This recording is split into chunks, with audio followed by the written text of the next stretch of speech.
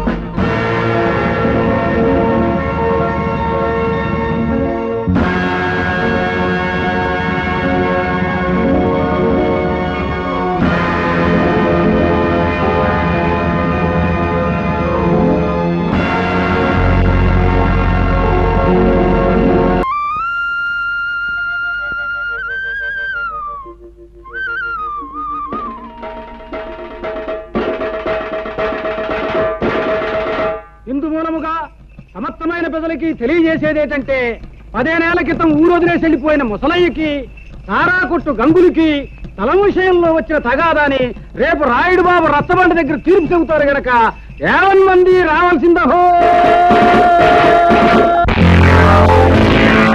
ఇవాళ గొడవేటో చెప్పు పంతులు.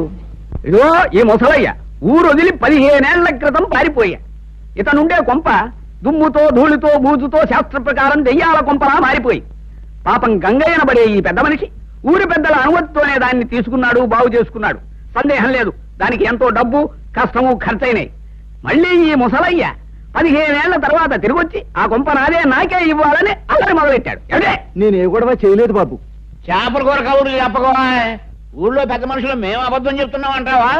సందేహం ఏముంది? ఇందుకనే శిక్ష వేసేయటం. నువ్వు మట్టగెరసలా ఊరికి గింజుకు పోకో. విషయం ఏంటో ఎన్నాయి. నువ్వేమంటావు ముసలయ్య? రాయుడు బాబు, నా స్థలం నాకిమ్మని ఆ గంగయ్యని అడిగాను, అంతే బాబు. గంగయ్య, నువ్వు చెప్పుకునేది ఏమన్నా ఉందా?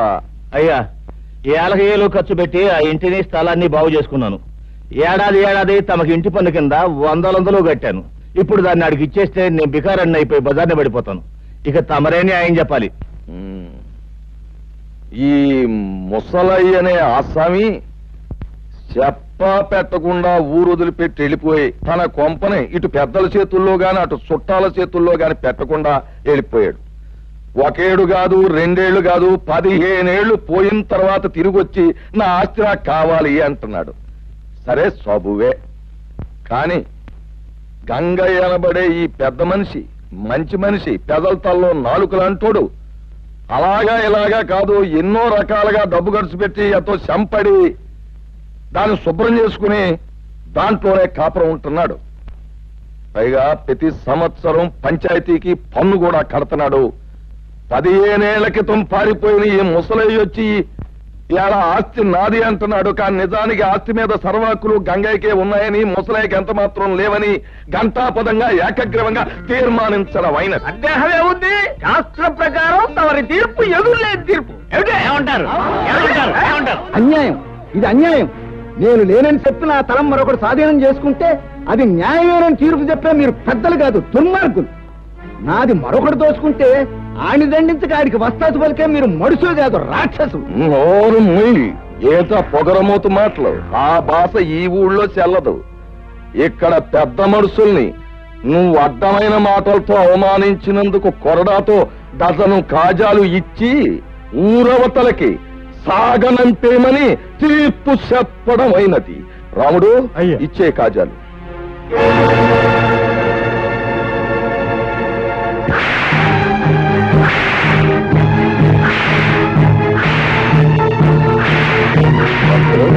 సరిగా లెక్కెడుతున్నావా?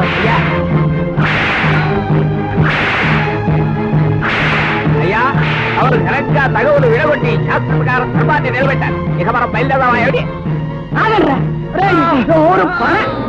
పంతులు చచ్చినాడా? ఏంట్రా చెప్పే ధర్మం? సొమ్ములేనాన్ని, సత్తులేనాన్ని లోకు చేసి అన్యాయం చేసి అన్ని సాగుపట్టడం అంటారా మీరు చెప్పే ధర్మం? ప్రాణానికి భయపడి ఈ పెదలంతా మీరు చేసే పాపాలు చూస్తా ఊరుకున్నారా? ఏదో ఒక రోజు మీ పాపం పండి మండి మాడి మసాలైపోతారు సత్యనారాయణ. పద వెళ్దాం, పద. అయ్యా, తమరు ఎందరినోళ్లనో ఊహించారు. శాస్త్ర ప్రకారం ఈ వృద్ధురాలు నోరు కూడా మోయించి ఊరికి మహోపకారం చేయకూడదు. అడే ఏమిట? ఏమీ లేదు. ఊరందరి నోళ్ళు ముయించే హక్కు మనకు ప్రవరించారు. మన నోరు ముయించే హక్కు దానికి దేవుడే ఇచ్చాడు. ఏమిటి? అర్థమైందా? పదపోదాం. వచ్చేసావా తల్లి? ప్రయాణం బాగా జరిగిందా తల్లి? ఏం బాగా నాన్న, బస్సు 3 సార్లు ఆగిపోయింది. బండి 4 సార్లు గోతులో పడిపోయింది. ఎక్కింది రాయుడు గారు అమ్మాయిని తెలుసుకోలేని ఆ బస్సుని బండిని పెట్రోల్ పోసి తగలెట్టినా తప్పులేదనిపించింది. మరోసారి అలా జరిగితే ఆ పని నేనే చేసేస్తాను. అమ్మమ్మ ఎలా ఉంది? వయసు మళ్ళినా తిరగలి రాయిలా తిరుగుతూనే ఉంది. ఎంత తిన్నా అరుగుతూనే ఉంది. హాయ్ పంతులు గారు. కులాసాయనే ఉందమ్మా. నువ్వు దాని జోలికి పోకుండా ఉంటే నిక్షేపంగా ఉంటుంది. ఏమిటి లింగం గారు, వేళ తప్పకుండా మీరు తాగడం తప్ప మీ ఆవిడ నెల తప్పడం గురించి? చిన్న పిల్లవి, అంత పెద్ద విషయాలు. మీ అంత పెద్ద కాకపోయినా నేను పెద్ద మనిషి అయిందానేనండి. అలాగేనమ్మా, ప్రయాణంలో బాగా అలసినట్టున్నావు. వెళ్ళి నీళ్లు చూసుకోమ్మా. లింగం గారి పెళ్ళవే ఇంకా నీళ్ళాడలేదు. పెళ్లి కాని దాన్ని నేను నీళ్ళోసుకోవడం ఏంటి? అబ్బా, మొత్తానికి ఎలాగైతే అందరినీ ఓ దులుపు దులిపేసిందయ్యా. ఏమిటో పిచ్చి పిల్లంతా వాళ్ళ అమ్మ పోలిక. ఆవిడ కూడా పోయే వరకు ఏదైనా విషయం వస్తే తమాషగా ఓ దులుపు దులిపిపోయేది. ఈ దులుపుడు వ్యవహారం చూశారు. ఇది కుటుంబానికి ఎంతో శుభప్రదం అని శాస్త్రాలు ఘోషిస్తున్నాయి. దండాలండి. రారా గంగులు, మా వామద్దు పట్నం చెప్తూ పారం వచ్చాడండి. తమకి ఇచ్చేద్దామని వచ్చానండి. తీర్పు నీ తరపు నుంచి చెప్పామని ఆనందంతో పారినట్టుకో. నీ పేరు చెప్పే పుచ్చుకుంటాం. ఇల్లు వస్తానండి. నమస్కారం నాయుడు గారు. రావయా, కూర్చో. రోజంతా కనిపించకపోయినా గ్లాసులు వచ్చే వేళకి వచ్చి కూర్చుని పోతావు చలపతి. మహర్జాతకం లాగా వారిది మందు జాతకం అండి. ఏమిటి? నా బొంద జాతకం. రాయుడు గారు స్కీమింగ్ ప్రకారం పట్నం వెళ్ళి ఆ యానాద్రావుడి పొలం చెక్కను నొక్కేయడానికి కోట్ల చుట్టూ తిరగలేక తెస్తున్నా. నువ్వు ఎక్కడ తెస్తావు? ఏదో పారిని మింగేవు అంటే మళ్ళీ బతికేస్తావు. వెళ్ళిన పని అయిందా? లాయర్ గారికి 4 డబ్బులు కల్పించి పని జరిపించాను. రాయుడు గారు తలుచుకుంటే జరగనే ఉంది. వారు ప్రభువులు. వారికి తెలియకుండా ఈ ఊళ్ళో ఎవరు చావడానికి లేదు, బతకడానికి లేదు. ఈ ఊరి నుంచి బయటికి పోవడానికి లేదు, పొరుగురు వాళ్ళు లోపలికి రావడానికి లేదు.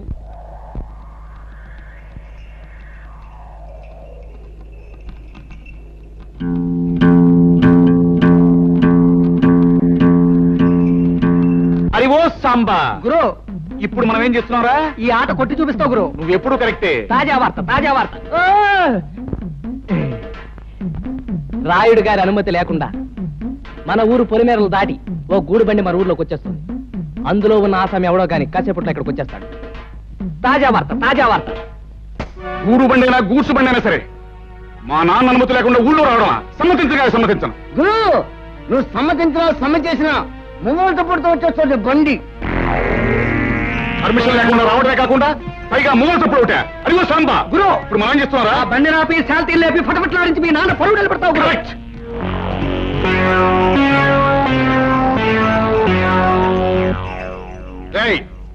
బండిలో పడుకున్న బాటుకోనాయాల పర్మిషన్ లేకుండా ఈ ఊళ్ళో కాలెడితే తలగిరిపోతుంది తెలుసా?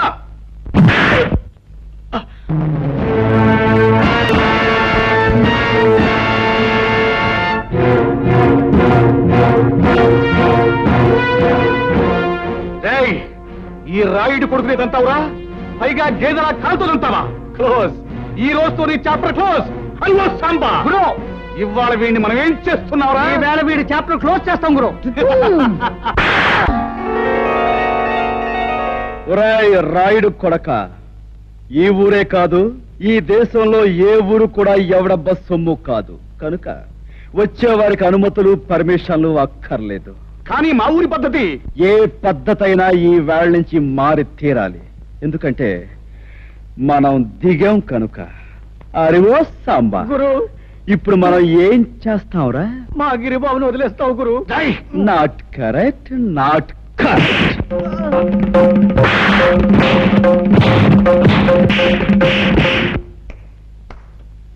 రాయ్, వాడిని తీసుకువెళ్ళి మూతి మీద మొహం మీద కాపురం పెట్టండి. రైట్. 100 200 వేసుకో బాబా, తొందర వేసా.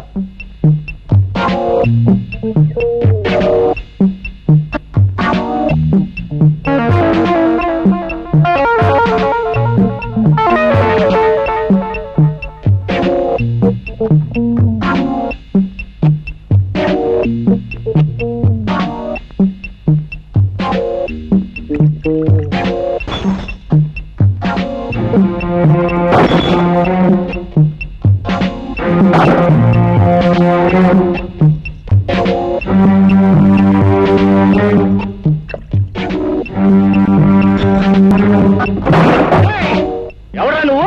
నిన్ను చెడుగు చేస్తాను. ఈ స్థలం తాలూకా యజమాని అనుమతి లేకుండా నువ్వు ఇక్కడ సారా కొట్టు పెట్టినందుకు నిన్ను ఫుట్బాల్ ఆడించేస్తాను. ఏరా, పరగడుపునే ఫుల్లుగా పుచ్చుకుని వచ్చావా?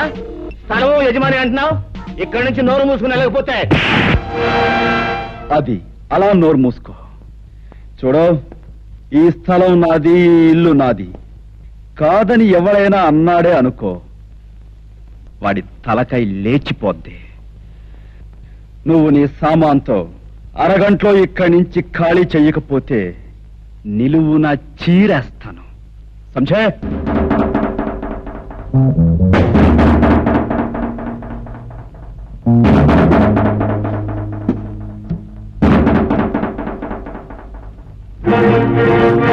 గురు, పరిస్థితి ఏం బాగాలేదు. సామాను సీసాలు సర్దేద్దామా?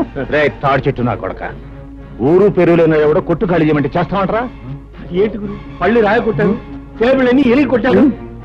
నోరు మీద లేకపోతే నీ పీకి నొక్కేస్తా. అరగంట పూర్తి అదే చేస్తాడు. నోరు మీద గాడిద. రే భద్రన్న కొడక, అలా గట్టుకడా పక్కిరిగాడు వాడు మనుషులు ఉంటారు. వెనక దాన్ని పోయి తొందరగా తీసుకురా. ఇంకా మీకు 8 నిమిషాల టైం ఉంది. ఇదిగో నా దగ్గర 2 సిగరెట్లున్నాయి. ఒక్కొక్కటి కలుసుకోవడానికి 4 నిమిషాలు పడుతుంది. ఈ 2 సిగరెట్లు కలుసుకుని నేను గృహప్రవేశం చేస్తాను. గుర్తుంచుకో.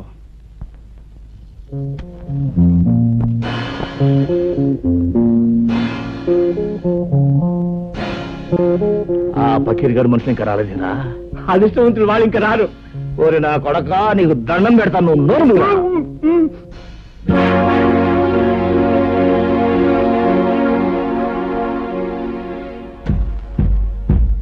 రాయ్, సారా కొట్టు. 2వ సిగరెట్ కూడా వెలిగిస్తున్నాను. గురు, వెళ్ళి చుట్టా కాల్చమని చెప్పండి, టైం కలిసి వస్తుంది. వాడు గట్టిగా దమ్ములాగా ఎట్లాడు గురు. నీకు దాకేద్దామా గురు? అదే మంచిదంటావా? మంచిది గురు. ఈ ప్రపంచంలో దీనికన్నా మంచి అవకాశం ఇంకా ఏమీ లేదండి. గురు, పక్కిరిగాడు మనుషులు ఎదుకొచ్చాడు. రే పకీర్, నీకోసం ఎదురు చూస్తున్నాను. ఆ రోడ్డు మీద కాళ్ళు నిగరదని కూర్చున్నాడే, వాడు నా కొట్టంత బీభత్సం చేశాడు రా.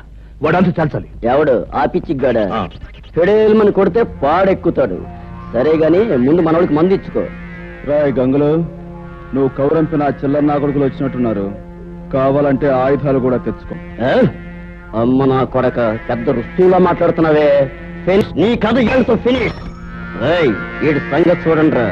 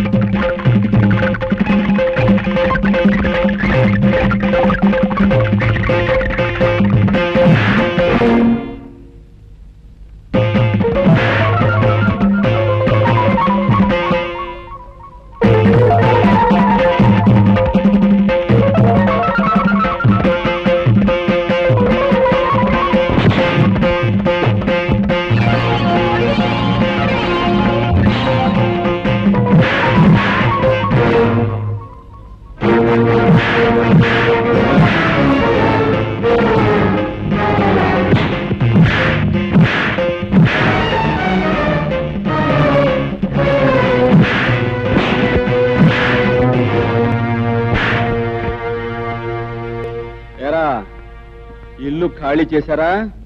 రేయ్, ఇంకా నేనున్నాను రా.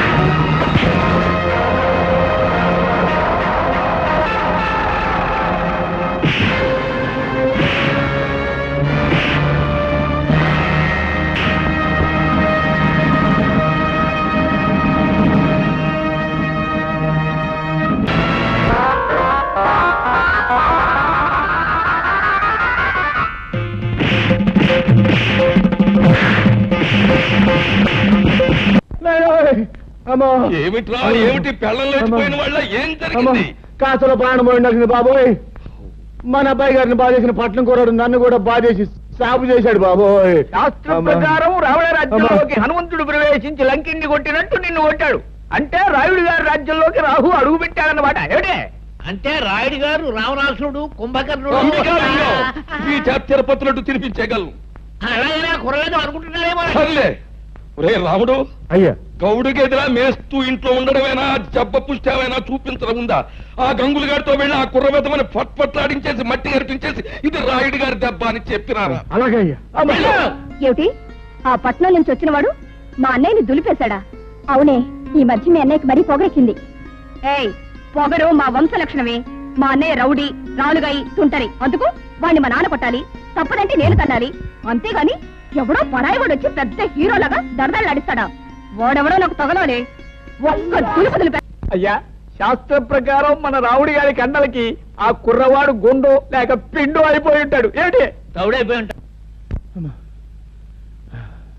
ఏమిటి రాముడు గారు కూడా? అయ్యా నాకేం తెలియదండి. ఈ లోపలికి వెళ్ళేది అన్నాడండి. అంతే, దీపావళి అవుట్లోకి పెద్ద మోత వచ్చింది. తిరగొచ్చిన కళ్ళ దగ్గర పడి ఉన్నాడండి. ఇలా ఈడ్చుకొచ్చేసాను. అచ్చం నాకు అలాగే జరిగిందన్న. ఏడ్చావే సన్నాస సన్మానం అనుకున్నావా? తలుచుకు సంబరపడిపోవడానికి. ఆంధ్రదేశంలో ఇన్ని పల్లెటూళ్ళు ఉండగా ఆ కుర్రాడు ఈ ఊరే ఎందుకు వచ్చినట్టు, ఆ ముసలయ్యగాడి ఇల్లే ఎందుకు కొన్నట్టు, అది ఆలోచించాలి.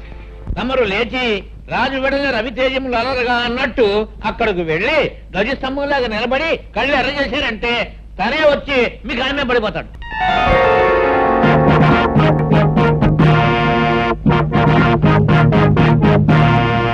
చూడు బాబు, నా పేరు హరి. చాలా చక్కగా ఉంది. Thank you. నన్ను ఈ ఊళ్ళో గంగారాయుడు అంటారు. ఈ ఊరికి పెద్ద దిక్కుని మాట్లాడవేం పంతులు? వీరి మాట వేదని చెప్పింది శాసనం. వీరు తలుచుకుంటే ఏమైనా చేయగలరు. ఏమిటి అయితే కాస్త తలుచుకుని ఇంట్లో సామాను సర్ది పెట్టచ్చుగా. ఓహో, చాలా తెలుగుగా మాట్లాడుతున్నావే. రాష్ట్రం తాలూకు మ్యాప్ తీసుకుని అందులో ఒక పల్లెటూరిని ఎన్నుకొని అందులో ఒక ఇంటిని గుర్తు పెట్టుకుని ఆ ఇంటికి పచ్చ తోరణాలు కట్టినంత మాత్రాన ఆ ఇల్లు నీదైపోతా. అలా కాకపోవచ్చు, కానీ ఇంటి సొంతదారుడికి డబ్బిచ్చి కొనుక్కుంటే అది నాదే అవుతుంది కాదంటారా? ఆ సొంతదారుడు అయిన గంగులకు నువ్వు డబ్బెక్కడిచ్చావు? వాడిని తన్ని నేను కొన్నది ఈ ఇంటి ఓనరు ముసలయ్య దగ్గర. నాదైన ఈ ఇంట్లో ఉన్న